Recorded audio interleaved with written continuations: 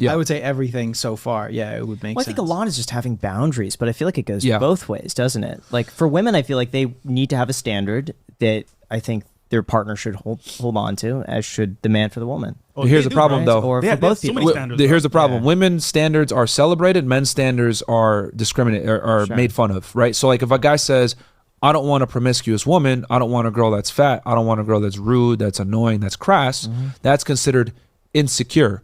But if a girl says, I want a man that's taller than me, makes more money than me, successful, ambitious, you go, girl, you know your worth. You go, queen. The problem is that male boundaries are disrespected. Female boundaries are totally respected and encouraged. And even if a girl doesn't, let's say a girl's fat, obnoxious, and rude, and quite frankly doesn't deserve the caliber of man that she thinks she deserves, society will still prop her up and tell her, you deserve that multimillionaire 6'3" guy, But- even though you're ugly. But let's just say that is what's wrong with that? With what?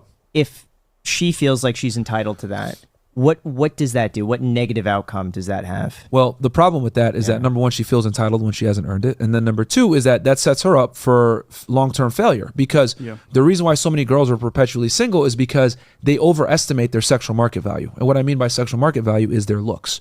They think they qualify for a guy that's an 8 or a 9, top tier guy, when they're a 5. And the reason why they think that is because they might have matched with one of these guys on Tinder, they might have slept with one of these guys on a drunken hookup, or they might have went out on a coffee date with one. But the reality is you were able to attract that guy, but can you retain that guy? And that's where many modern day women fail. They're not able to retain these caliber men. They can just get social, sexual situation with them and nothing else.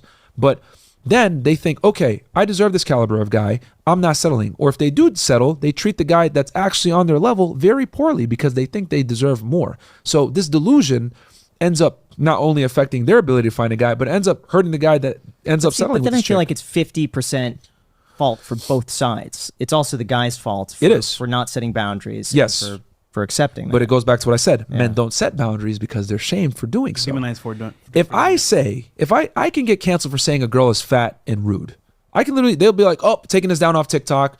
That's hate speech. That's misogynistic. Yeah. But if a girl says small dick energy, I'm not dating a short guy, completely, no one bats an eye. Men can't have standards, but women can.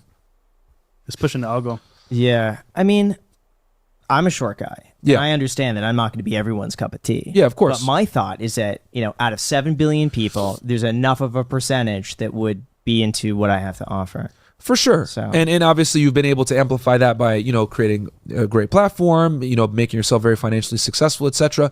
But the point I'm trying to make is that a girl can go on the internet and make fun of you for being short and say you're a loser and you have small dick energy. But if you went ahead and you said, well, you're a fat bitch, you're going to get canceled. But I feel like guys say that all the time online. They I get feel- canceled. No, but depends on who we're talking. If we're talking about Yeah. like random people online, I feel like they already say that. And here's the other thing. A girl can make fun of a guy for being short. He can't control that, right? But if a dude makes fun of a girl for being fat, she can absolutely control that. But we sit here and say, love your curves. You go, girl, queen.